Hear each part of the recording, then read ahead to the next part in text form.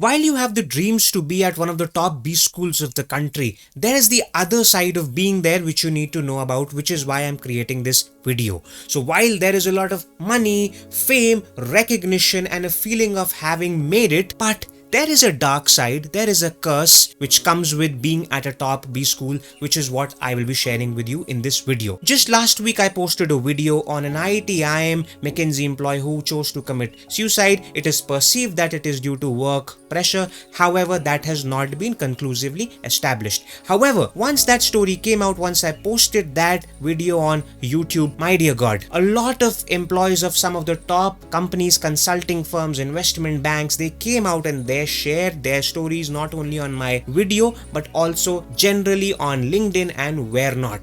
And because of that, it became really important for me to make this video as an extension to that. Now, this is not just about that one episode. This is about what is happening at B schools for years and years, what is happening with MBA aspirants, with MBA students who get into it, because there is probably a prestige trap which you'll get stuck into once you are in a good B school. Hi, I'm Darpan Saxena, an MBA graduate from IIM Udaipur, and I help MBA students create fulfilling careers without depending on placements. There is a video I watched on YouTube by the name of The Prestige Trap, and that video explains this phenomena really well. And after watching that video, my thoughts, which I've had for the last 5-6 years about this, got validated that probably being at one of the top B schools, at the top IIMs, is a curse. Now, in this video, I want to share with you that what is this prestige pathway which students usually take, what is the problem, what is the solution, and what is the real prestigious jobs which you should be aiming for. Now, here's the thing, that the two perceived prestigious pathways from a B school are consulting jobs and investment banking jobs. And I'm not surprised if they are, because consulting firms hire as high as 40% of the batch at an IIM A, B, C and these top schools. As high as 40% of the batch they get hired, they get absorbed by consulting firms like McKinsey, Bain, BCG, Accenture Strategy, Kearney Strategy and so many others. Whereas investment banking job roles are some of the highest paying job roles at IIM Ahmedabad, Bangalore, Calcutta, some of the other top B schools as well. Investment banking jobs are not only Indian jobs but also international jobs, so they severely influence the aspirations of you as an MBA aspirant. Now, here is what you need to know. These two things, this consulting and investment banking job roles, the kind of job roles they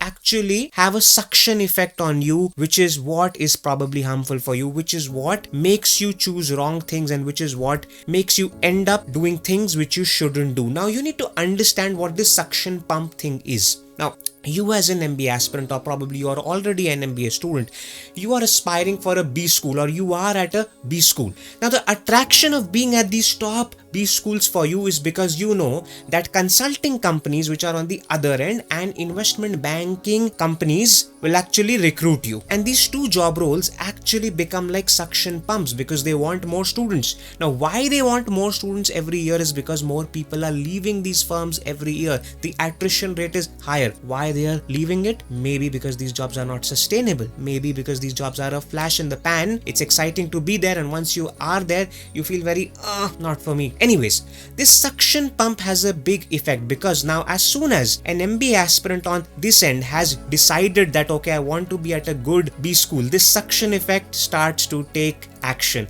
And now suddenly an MBA aspirant, as soon as they start to research on that, hey, what are the best jobs after MBA? What are the highest jobs after MBA? The highest paying jobs after MBA? You find out that the best and the highest paying job roles are consulting and investment banking, and there starts the journey of you getting influenced into this suction. And now the problem is that you are suddenly aspiring for consulting and investment banking just because it's fashionable to aspire for them.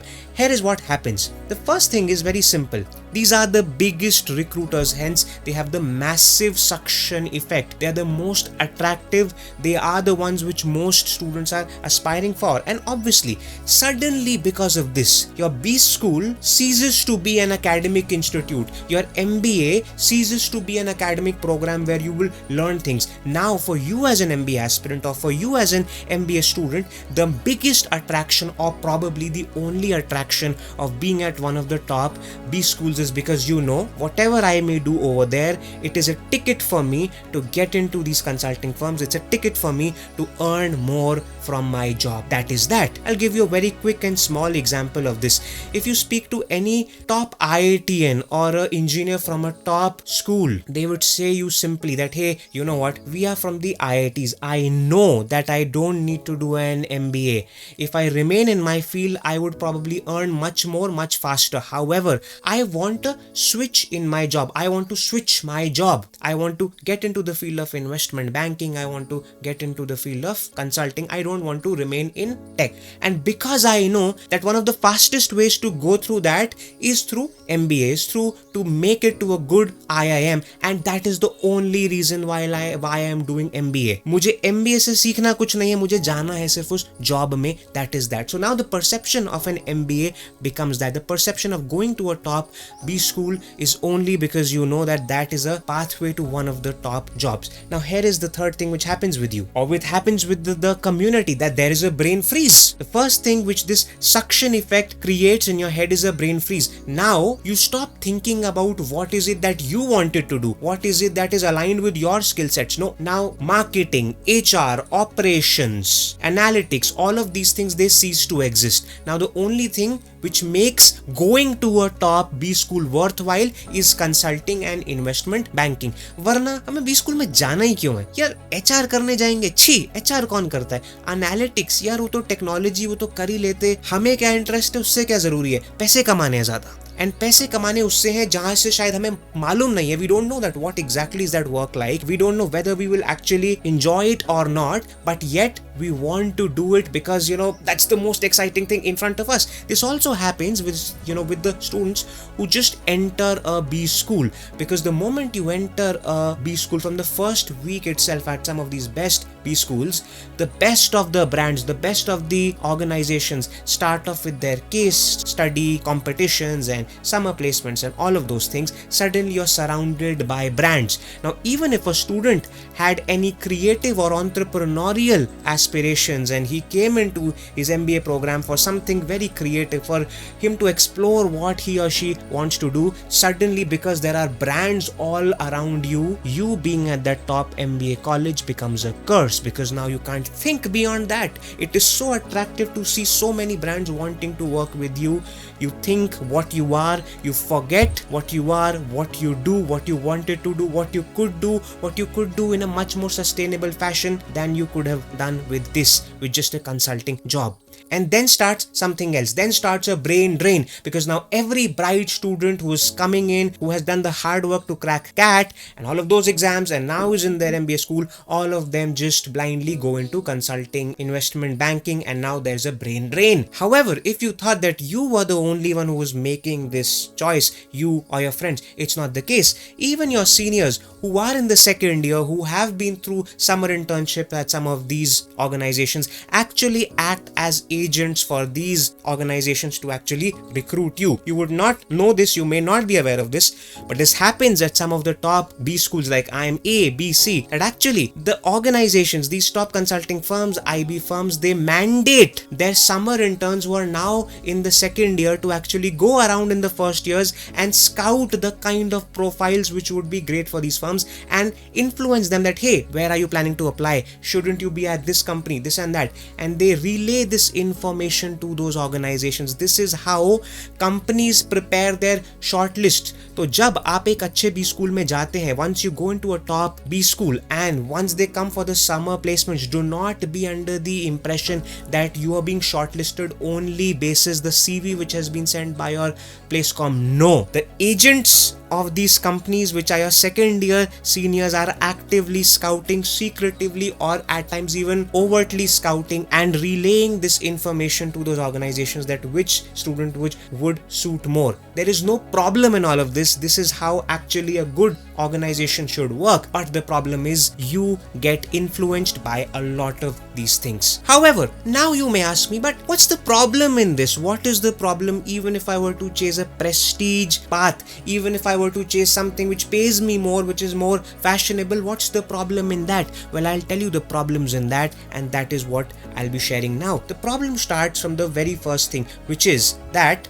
this becomes a status game. This is now no longer your choice. You are running after a status, and you'll do everything in your will, in your mind, which will signal a higher status. Just imagine this. The moment you enter a good B school like IIM Ahmedabad, Bangalore and Calcutta, things start to play in your mind. Your mind starts to operate in a very different way. You start to realize that, okay, I've made it. I'm not like anyone else. I am special. And from there, what happens is that you start to seek everything which improves this status of yours in your head. And unfortunately, your choice of job, a thing which you have to do for 10-12 hours each day, is also based on the status it signals to the world, not what you want. The second problem with that is also very clear. Obviously, you are making uninformed decisions about what you should do. How many times would you have thought this to yourself that, hey, whether I'm more suited to marketing or to operations or to finance or to something else? No. If you realize, it's almost as if you walk into that school and you by default know that, okay,